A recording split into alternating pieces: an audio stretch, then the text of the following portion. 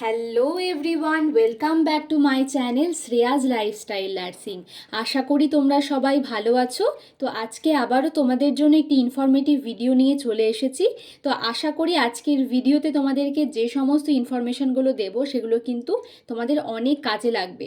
তো এই ভিডিওটা করার পিছনে একটাই কারণ তোমরাই কমেন্ট বক্সে কমেন্ট করছো যে যখন নার্সিংহোমগুলোতে সিভি সাবমিট করতে যাচ্ছ, তো বিভিন্ন নার্সিংহোম থেকে বিভিন্ন কথা বলা হচ্ছে।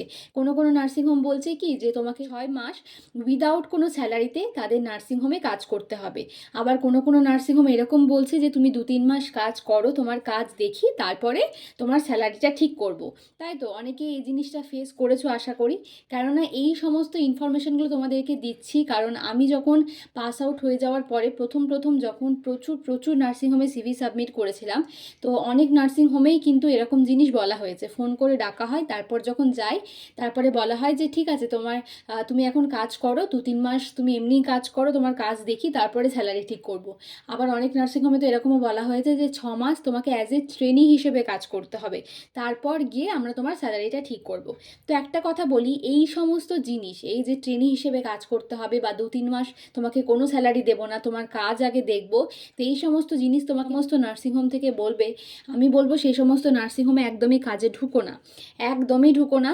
কারণ এতদিন আমরা এত স্ট্রাগল করে ট্রেনিংটা করেছি, 3 বছর যথেষ্ট পড়াশোনা করেছি, তারপরে হচ্ছে হসপিটাল ডিউটি করেছি, সেখানে আমরা যথেষ্ট কাজ শিখেছি, তারপরে যদি বেরিয়ে আসার পর আমাদেরকে শুনতে হয় যে আমাকে এখন অ্যাজ এ ট্রেনি হিসেবে কাজ করতে হবে, তাহলে আমি তো বলবো সেই জায়গায় কাজ করার থেকে বাড়িতে বসে থাকা কিন্তু অনেক ভালো। তোমরা জিজ্ঞাসা করছো যে দিদি আমাদেরকে বলা হচ্ছে যে এখন 6 মাস কোনো তারা স্যালারি দিতে পারবে না, তাহলে কি সেই সমস্ত জায়গায় আমার কাজে ঢোকা উচিত? তো আমি তোমাদেরকে সাজেস্ট করব, যদি এরকম কোনো নার্সিংহোম থেকে তোমাদের অফার আসে যে তোমাকে 6 মাস একদমই কোনো প্রকার কোনো স্যালারি দেওয়া হবে না, তাহলে আমি বলবো যে তুমি সেই নার্সিংহোমে কাজ করো না।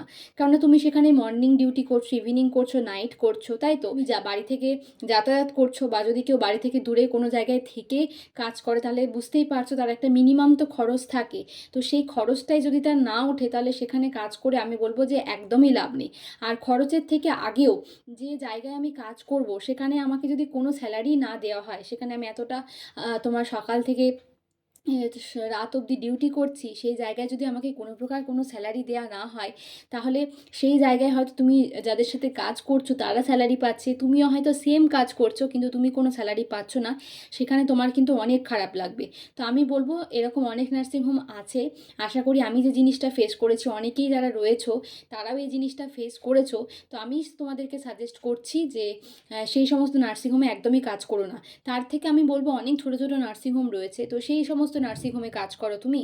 সেই সমস্ত নার্সিংহোমে হয়তো তুমি কম স্যালারি পাবে, কিন্তু যেটুকুটা পাবে সেইটুকুটাই অনেক। কেননা পাস আউট হয়ে যাওয়ার পরে যতদিন না তুমি রেজিস্ট্রেশন নাম্বারটা হাতে পাচ্ছ, অনেক নার্সিংহোম থেকেই কিন্তু কোনো প্রকার কোনো ক্যান্ডিডেট যারা শুধুমাত্র পাস আউট তাদেরকে কিন্তু নিতে চায় না। আর নিলেও বলে যে উইদাউট স্যালারি কিন্তু কাজ করতে। খুব কম নার্সিংহোমই রয়েছে যেখানে কিন্তু আফটার পাস আউট স্টুডেন্টদেরকে কিন্তু নেওয়া হয়। তো সেই জন্যই বলছি যে ভালো জায়গায় যতক্ষণ না পাচ্ছ ততক্ষণ যে সমস্ত ছোটো ছোটো নার্সিংহোমগুলো রয়েছে সেই সমস্ত জায়গায় কাজ করো, সেখান থেকে যেটুকুটা স্যালারি পাওয়া যায় সেটাতেই তোমার লাভ হবে। তো সেই জন্য বলবো যে যদি এরকম কোনো অফার আসে তাহলে সেই অফারটাকে কিন্তু একদমই নিও না। কে বলছো যে দিদি আমরা তো কাজ করছি এক্সপিরিয়েন্সের জন্য, তো যেহেতু এক্সপিরিয়েন্সটা দরকার, তো সেই এক্সপিরিয়েন্সের জন্য কাজ করার জন্যই অনেকেই কিন্তু ফ্রিতে কাজ করছে। তো আমি বলবো যে ফ্রিতে কাজ করার একদমই প্রয়োজন নেই, যেহেতু এক্সপিরিয়েন্স কাউন্ট হয় আমাদের আফটার রেজিস্ট্রেশনের পর থেকে, তাই তো কোনো কোনো ক্ষেত্রে রেজাল্ট আউটের পর থেকেও কিন্তু কাউন্ট হয়, কিন্তু যেহেতু বেশিরভাগ ক্ষেত্রেই কিন্তু রেজিস্ট্রেশন পাওয়ার পর থেকে এক্সপিরিয়েন্স কাউন্ট হয়। তো সেই জন্য বলছি যতদিন না রেজিস্ট্রেশন পাচ্ছ ততদিন কোনো জায়গায় একটা কাজ করো, তারপর রেজিস্ট্রেশন পেয়ে গেলে কিন্তু তুমি যেই জায়গায় যাও না কেন সেখানে কিন্তু তোমাকে স্যালারি হিসেবেই কিন্তু অ্যাজ এ স্টাফ কিন্তু রাখা হবে। তো আফটার রেজিস্ট্রেশন পাওয়ার পর তুমি কোনো ভালো জায়গায় অ্যাপ্লাই করো, আর যতদিন না কোনো ভালো জায়গায় পাচ্ছ ততদিন কিন্তু যে সমস্ত জায়গায় তোমাকে উইদাউট স্যালারি কাজ করতে বলবে, আমি বলবো সেই সমস্ত জায়গায় কিন্তু একদমই কাজ করো না। আর একটা জিনিস অনেকেই আমাকে তোমরা জিজ্ঞাসা করেছিলে যে এক্সপিরিয়েন্সের কিভাবে কাউন্ট হয়। তো এক্সপিরিয়েন্স নিয়ে অলরেডি আমার একটা ভিডিও বানানো আছে, আমি ডেসক্রিপশন বক্সে লিঙ্কটা দিয়ে দেবো, তোমরা দেখে নিও। তো তোমাকে আরও একটা জিনিস বলি যে তুমি বড় জায়গায় কাজ করলেও তোমার 1 বছর হলে এক্সপিরিয়েন্স তুমি 2 নাম্বার পাবে। তুমি কোনো ছোট জায়গায় কাজ করলেও মিনিমাম যদি সেটা 50 বেডেড হয় সেখানে কাজ করলেও তুমি তোমার এক্সপিরিয়েন্স 2 নাম্বারই পাবে। তো সেই জন্যই বলছি যে এক্সপিরিয়েন্স নিয়ে এত মাথা ঘামানোর কোনো প্রয়োজন নেই। মিনিমাম 50 বেডেড নার্সিংহোম হলেই সেখান থেকে তুমি 2 নাম্বার কিন্তু পেয়ে যাবে যদি তোমার 1 বছর কমপ্লিট হয়। তো সেই জন্যই বলবো যে আমাকে যে বড় জায়গায় ঢুকতে হবে, ভালো জায়গাতেই ঢুকতে হবে, এরকম কোনো ব্যাপার না। তুমি যদি কোনো ছোটো নার্সিংহোমে চান্স পাও তো আমি বলবো সেখানেই কাজ করো। যেহেতু তোমরা জানো যে আমাদের ওয়েস্ট বেঙ্গলের যা সিচুয়েশান, সেখানে কোনো প্রকার কোনো গভর্নমেন্টের রিক্রুটমেন্ট নেই, আর কবে ছাড়বে তাও জানি না। আর কন্ট্রাকচুয়াল কোনো জবের কথাও তোমাদেরকে আর কি বলবো, কোনো প্রকার কোনো সিএইচও বলো বা আদার্স যে কন্ট্রাকচুয়াল কোনো কিছু নেই। তো সেই অবস্থায় দাঁড়িয়ে বাড়িতে বসে থাকার থেকে তুমি যে নার্সিংহোমে চান্স পাও না কেন, যেখানে তোমাকে মিনিমাম কিছুটা হলেও স্যালারি দেবে, সেই সমস্ত নার্সিংহোমে কিন্তু কাজে লেগে পড়ো। আর যদি কেউ চান্স না পাও, কারণ আমিও অনেক দিন ঘুরেছি, কোথাও কোনো নার্সিংহোমে কাজ পাইনি, আমি সত্যি কথা বলছি। আর অনেক জায়গা থেকে ডেকেছিল, ভালো ভালো জায়গা থেকেও ডেকেছিল, কিন্তু সেখান থেকে বলা হয়েছিল যে কোনো প্রকার কোনো স্যালারি আমাকে 3 থেকে 4 মাস কোনো স্যালারি দেওয়া হবে না। আর অনেক জায়গা থেকে বলা হয়েছিল যে আমার কাজ দেখার পর তারা ঠিক করবে যে আমাকে কত স্যালারি দেবে, তারা 2 থেকে 3 মাস আমার কাজ দেখবে, তারপরে গিয়ে তারা স্যালারি ঠিক করবে। তো সেই সমস্ত জায়গায় আমি একদম ডিরেক্ট না বলে এসেছি যে না, আমি সেই সমস্ত জায়গায় একদমই কাজ করব না। আর যেহেতু কোনো কিছু ছাড়ছে না, তো সেই জন্য বাধ্য হয়ে বলতে পারো প্রাইভেট নার্সিংহোমে এখনও অবধি জব করছি। তো যখন কোনো ভালো অপরচুনিটি পাবো বা ভালো জায়গায় চান্স পাবো, অবশ্যই সেটা ছেড়ে সেই ভালো জায়গাটায় ঢুকে যাব। কিন্তু এখনও যেহেতু পাচ্ছি না, সেই জন্য সেখানেই কাজ করছি। তো যারা এখনও চান্স পাওনি, আমি বলবো যে সময়টা পাচ্ছ বাড়িতে বসে না থেকে পড়াশোনা করতে থাকো। কেননা এই যে পড়াটা, ঠিক আছে, পড়াটা কিন্তু সারা জীবন লাগবে। তারপরে হচ্ছে কিভাবে রিক্রুটমেন্ট হবে আমরা কেউ জানি না, বা সিএইচওর যদি ফর্ম ছাড়ে সেক্ষেত্রেও তো এক্সাম হয়। তো সেই প্রত্যেকটা ক্ষেত্রেই কিন্তু পড়াটা প্রচুর প্রচুর দরকার। তো সেই জন্যই বলছি, যারা বাড়িতে বসে আছো, যারা কোথাও কোনো কাজ পাচ্ছ না, জব পাচ্ছ না, এই সময়টা একদমই নষ্ট করো না। যেটুকুটা সময় পাচ্ছ বাড়িতে একটু হলেও পড়াশোনা করো। তার পাশাপাশি যারা কাজ করছো অবশ্যই কাজ করো, আর পারলে কিন্তু পড়াশোনাটা চালিয়ে যাও। তো আশা করি তোমাদের কমেন্টের উত্তর আমি দিতে পেরেছি। তো একজন এই কমেন্টটা করেছিল, দেখো। তো এই কমেন্টটা করার পরে সে জিজ্ঞাসা করেছিল আমাকে যে ওয়েস্ট বেঙ্গল থেকে পাস আউট, তো আমি যখন কোনো নার্সিংহোমে যাচ্ছি তারা আমাকে বলছে যে 6 মান্থ আমাকে উইদাউট স্যালারি কাজ করতে হবে, তারপর তারা আমাকে একটা সার্টিফিকেট দেবে। তো আমি তোমাদেরকে বলি যে 6 মান্থের সার্টিফিকেট তোমার ওয়েস্ট বেঙ্গল স্টাফ নার্স রিক্রুটমেন্টের জন্য যে এক্সপিরিয়েন্সে যে নাম্বারটা পাওয়া যায়, সেখানে 6 মান্থের জন্য তুমি কোনো প্রকার কোনো নাম্বার পাবে না। সেখানে যদি তোমার একদম 1 বছর, ঠিক আছে, পুরো 1 বছর মানে 12 মান্থস যদি কমপ্লিট হয়, তবেই তুমি গিয়ে 2 নাম্বার কিন্তু পাবে, মানে 2 নাম্বার তুমি পাবে, ঠিক আছে। তার থেকে একদিন কম হলেও তুমি কোনো প্রকার কোনো নাম্বার পাবে না।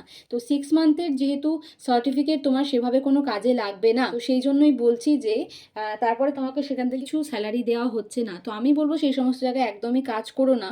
আর যেহেতু তোমার এক্সপিরিয়েন্সটা বেশিরভাগ ক্ষেত্রে রেজিস্ট্রেশন পাওয়ার পর থেকে কাউন্ট হয়, তো যতদিন না কোনো ভালো জায়গায় পাচ্ছ, মিনিমাম 50 বেডের নার্সিং হোম হলেই যেহেতু তোমার এক্সপিরিয়েন্সটা কাউন্ট হয়ে যায়, তো সেই জন্য যে কোনো নার্সিংহোমে তোমরা কিন্তু কাজ করতে পারো, যেগুলো কিন্তু 50 বেডেড। আরও একটা ইনফরমেশন তোমাদেরকে দিয়ে, অনেকেই জিজ্ঞাসা করছিলে যে 6 মান্থ করে যদি আমার 2 হসপিটালের এক্সপিরিয়েন্স থাকে তাহলে কি আমি 2 নাম্বার পাবো? হ্যাঁ, একদম পাবে। যদি কোনো একটা হসপিটালে বা কোনো একটা নার্সিংহোমে তোমার 6 মান্থ এক্সপিরিয়েন্স থাকে, তারপর তুমি সেখান থেকে হয়তো কাজ ছেড়ে দিলে, তারপর অন্য নার্সিংহোমে তুমি আবার 6 মাস কাজ করলে, তাহলে এই যে 6 মান্থ তোমার 12 মান্থসই হচ্ছে। তো সেই ক্ষেত্রেও কিন্তু তোমার এক্সপিরিয়েন্স কিন্তু কাউন্ট হবে, এটাতে কিন্তু ভয়ের কিছু নেই, এভাবেও কিন্তু এক্সপিরিয়েন্স কিন্তু কাউন্ট হয়। আরও একটা ইনফরমেশান দিই তোমাদেরকে, তো অনেকেই এটা হয়তো জানে বা অনেকে এটা নিয়ে একটু টেনশনে থাকে। তো ওয়েস্ট বেঙ্গলে যারা পাস আউট, মানে ওয়েস্ট বেঙ্গলে যারা গভর্নমেন্ট ইনস্টিটিউশন থেকে পাস আউট এবং যারা হচ্ছে বিভিন্ন প্রকার প্রাইভেট ইনস্টিটিউশন থেকে পাস আউট, তো তারা যেহেতু আফটার পাস আউট হয়ে যাওয়ার পরে, রেজাল্ট আউট হওয়ার আর পরে 6 মাসের মধ্যেই কিন্তু রেজিস্ট্রেশন সার্টিফিকেটটা হাতে পেয়ে যায় তাদের নার্সিং স্কুল বা কলেজ থেকে। তো সেই জন্য কিন্তু তাদেরকে ওই কেএমসি বোর্ডের মতো যে আমাকে ওয়েস্ট ওয়েস্ট বেঙ্গলে 6 মান্থ আগে কাজ করতে হবে, তারপরে গিয়ে আমি রেজিস্ট্রেশন অ্যাপ্লাই করবো, এরকম কিন্তু কোনো ব্যাপার থাকে না। কিন্তু কেএনসি বোর্ডের যে সমস্ত স্টুডেন্টরা রয়েছে তারা কিন্তু পাস আউট হয়ে যাওয়ার পরে তারা যখন কেএনসি রেজিস্ট্রেশনটা পেয়ে যায়, তারপর থেকে তাদেরকে কিন্তু কোনো প্রকার কোনো ওয়েস্ট বেঙ্গলে কোনো নার্সিংহোমে তাদেরকে 6 মান্থ কাজ করতে হয়। তারপরে সেই কাজ করার পরে তারা গিয়ে কিন্তু তোমার আর ওয়েস্ট বেঙ্গল রেজিস্ট্রেশনের জন্য কিন্তু অ্যাপ্লাই করতে পারে। তো সেই জন্য অনেকেই কিন্তু তোমার সেই 6 মান্থের কাজ করার জন্য কিন্তু অনেকেই অনেক নার্সিংহোমে ফ্রিতে কাজ করে থাকে, কারণ আমরা তো দেখছি। তো সেই থেকেই তোমাদেরকে বলছি, কিন্তু আমাদের যেহেতু সেরকম কোনো ব্যাপার নেই, আমরা যেহেতু রেজিস্ট্রেশন স্কুল থেকেই পেয়ে যাব, তো সেই জন্য ফ্রিতে কিন্তু কাজ করারও কোনো বিষয় নেই। তো বারবারই যেটা আমি তোমাদেরকে আগেও বলছি যে কেউ কিন্তু কোনো নার্সিংহোমে ফ্রিতে কাজ করো না, সেখান থেকে যদি তোমাকে মিনিমাম কিছু স্যালারি দেওয়া হয় তবেই সেখানে কাজ করো, কিন্তু ফ্রিতে কোনো নার্সিংহোমে কিন্তু কাজ করো না। এই সম্পূর্ণ জিনিসটা কিন্তু আমি তোমাদেরকে সাজেস্ট করলাম বা আমার যে এক্সপিরিয়েন্স সেখান থেকে বললাম। এরপর তোমাদের যেটা ভালো লাগবে বা তোমাদের যেটা মনে হবে সেটাই তোমরা করো, কিন্তু আমি তোমাদেরকে বারবার যেটা সাজেস্ট করছি যে এরকম যদি কোনো নার্সিংহোম থেকে অফার আসে সেটাকে কিন্তু একদমই নিও না, সেখানে কাজ করো না, অন্য কোনো নার্সিংহোমে তুমি খোঁজ করো এবং সেখানে কিন্তু কাজ করো। তো আশা করি অনেকেই আমাকে এটা নিয়ে জিজ্ঞাসা করেছিলে, তো তাদের আমি রিপ্লাইটা দিতে পেরেছি। তো যদি ভিডিওটা ভালো লেগে থাকে তোমার বন্ধু বান্ধবীদের মধ্যে পারলে প্রচুর প্রচুর শেয়ার করে দিও। আর কোথাও কোনো কোয়ারি থাকে তাহলে অবশ্যই আমাকে কমেন্ট সেকশনে কমেন্টে জানিও, আমি তোমাদের কমেন্টে রিপ্লাই দেওয়ার চেষ্টা করব। যদি ভিডিওটা ভালো লেগে থাকে তাহলে একটি লাইক অবশ্যই করে দিও। আর যারা এখনও সাবস্ক্রাইব করোনি আমার চ্যানেলে নতুন, তারা সাবস্ক্রাইব করে আমার চ্যানেলের পাশে থেকো। আরও একটা জিনিস বলি যে আগের ভিডিওটা যখন পোস্ট করেছিলাম সেখানে অনেকে অনেক কিছু বাজে কমেন্ট করেছিল। তো তোমাদেরকে বলি, যারা এই সমস্ত বাজে কমেন্ট করছো তোমাদের কমেন্টে আমার কোনো যায় আসে না, তোমরা কমেন্ট করতেই পারো, কিন্তু যদি তোমার আমার ভিডিও পছন্দ না হয় জাস্ট স্কিপ করে যাও। এতটা টাইম দিয়ে আমার ভিডিও দেখার কি প্রয়োজন? যাদের ভালো লাগবে তারা দেখবে, যাদের ভালো লাগবে না তারা দেখো না, আমার তাতে কিন্তু কোনো যায় আসে না। তোমরা খারাপ কমেন্ট করলে যে আমি ভিডিও করা বন্ধ করে দেবো এটা কিন্তু একদমই নয়। যেহেতু আমি চাই যে একটু হলেও আমি যে ইনফরমেশনগুলো দিই সেগুলো যাতে অনেকেরই হেল্প হয়, আমি যেগুলো এক্সপিরিয়েন্স করেছি সেগুলো যাতে আমি তোমাদের সাথে শেয়ার করতে পারি, সেই থেকে যাতে অনেকেই তোমার ইনফরমেশান পায় সেই জন্যই ভিডিওগুলো তৈরি করি।